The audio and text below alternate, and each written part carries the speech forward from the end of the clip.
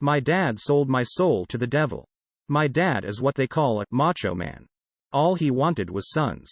He lived and breathed for another Keller boy. Naturally, when my older brother was born, he was overjoyed.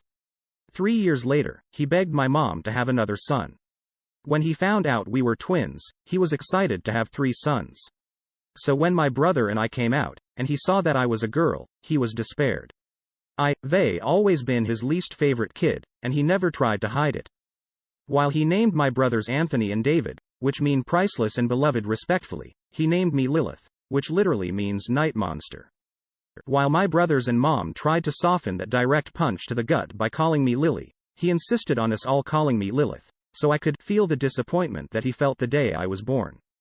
Clearly him and my mom did not stay married, and quite unfortunately he signed for full custody when Anthony was 5, and David and I too.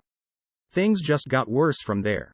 If he took Anthony and David out to eat or to see a movie, I was to stay home.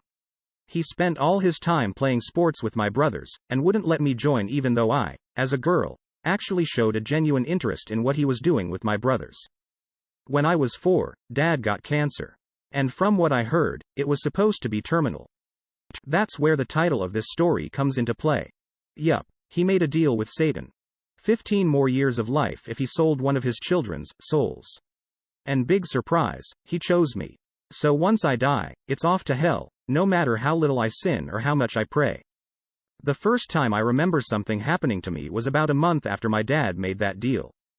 I was in my tiny, cramped room, trying to sleep on a bed I outgrew years ago, while my brothers and dad watched a movie downstairs, when I saw it.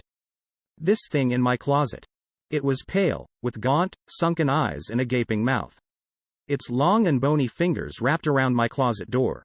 There was no question that this thing was a demon. I immediately cried for my dad, who stormed up the stairs and gave me a proper beating for interrupting his movie night with his kids.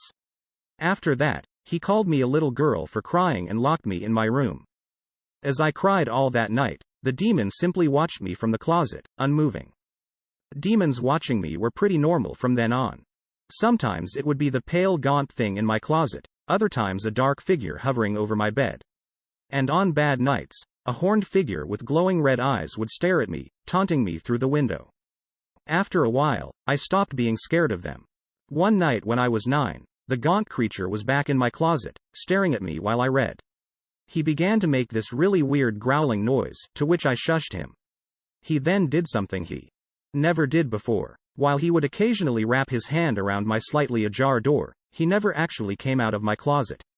Until that night. In one swift movement, he tore open my closet door and stood up fully, revealing he was taller than the ceiling itself. He bent his neck in an abnormal way to fit under the roof. I rightfully should have been shitting my pants at this moment, but for some reason, I just wasn't that scared. We locked eyes for a while, which was more awkward than scary, so I just went back to reading my book. He just looked at me curiously for a while, until my dad decided he wanted to be a horrible person again, and threw open my door to yell at me for something or other. The entire time the demon just watched. Thankfully my dad left after slapping me across the face, but I was crying again for the rest of the night. The demon, who now looked at me with something more than curiosity, looked back at my closed door, trying to see my dad. As I did nothing but sob, the demon just sat down beside my bed, towering over me. Neither of us looked at each other the rest of the night. I cried while he just stared off in the distance, but I wasn't alone, and that was all I cared about. From then on things changed. I wasn't just not scared of the demons, I welcomed them. Especially the gaunt-looking one who sat by me that night. He would sit with me whenever my dad was bad to me, or whenever I had boy troubles at school. He never talked at me, and barely ever looked at me, but all I cared about was that he was there for me. I even gave him a name. Papa. I remember this one night, I was 14, and upset because Jacob, the boy I liked, didn't invite me to the Valentine's dance at our school. On top of that, my dad had gotten into one of his moods, and had thrown a chair at me. When I ran into my room, I was almost relieved to see Papa crouched by the closet. Papa, I cried, running to him. It was stupid, I know, I was calling a literal demon Papa, but I had nobody else. He was the only one who had ever shown me any sympathy. At first he stepped back, but as I cried even harder, he looked at me in the eyes. Maybe for the first time since that night he stepped out of the closet. Then he did something surprising. He hugged me back. As I felt his icy cold hands wrap around me, I should have been terrified, but I was filled with love. Love, for finally finding a dad who loved me. But one night, as I was reading To Kill a Mockingbird for my school project, I made a mistake. Papa looked curious, so I decided to read out loud to him. I guess I made too much noise though, because David opened my door. Lilith, who the hell are you? What the fuck is that? He screamed, and my dad came rushing up. Papa couldn't hide in time, and now, Anthony, David, and my dad all stared him down. He stood up, revealing his giant stature, and David began to cry, while Anthony froze in place and my dad ran off to get a vial of holy water he had kept by his bed ever since the deal was made. As I tried to run away with Papa, he stopped me and shook his head. We both knew it was too late. I cried as I hugged him goodbye, and as my dad approached us with the holy water and sprayed it on Papa, he let out a blood-curdling screech that could have been heard across the country.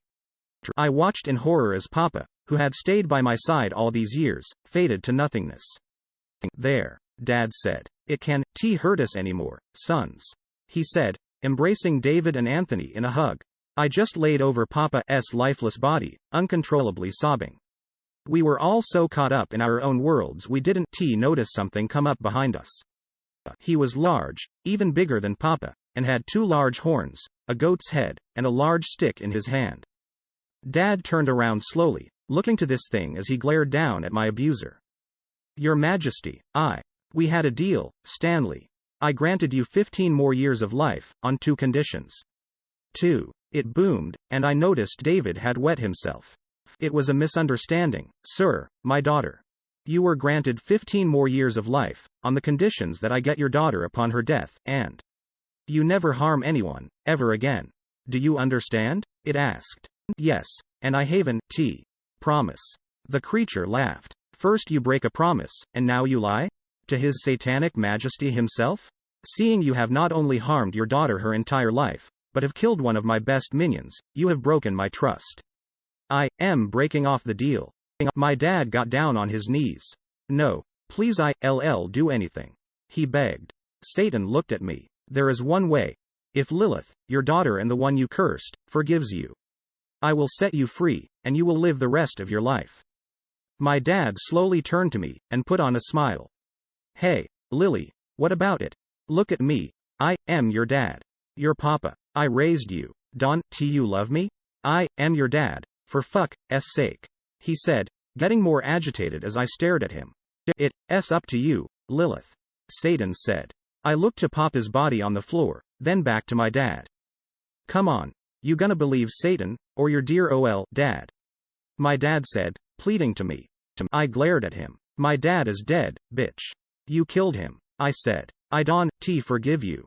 And with that, Satan dragged my dad down to the netherworld, my brothers and I hearing his screams until it was far away enough that it faded away, to where he could never hurt me again. As my brothers cried in the loss of their dad, I walked back to Papa, on the ground, and kissed his forehead. Goodbye, Papa. Thank you. I'm very sorry for the loss of your Papa. I hope you have a nice life and perhaps find another father figure. When hell is a place that is meant to punish the wicked, are they truly demons, or the real angels?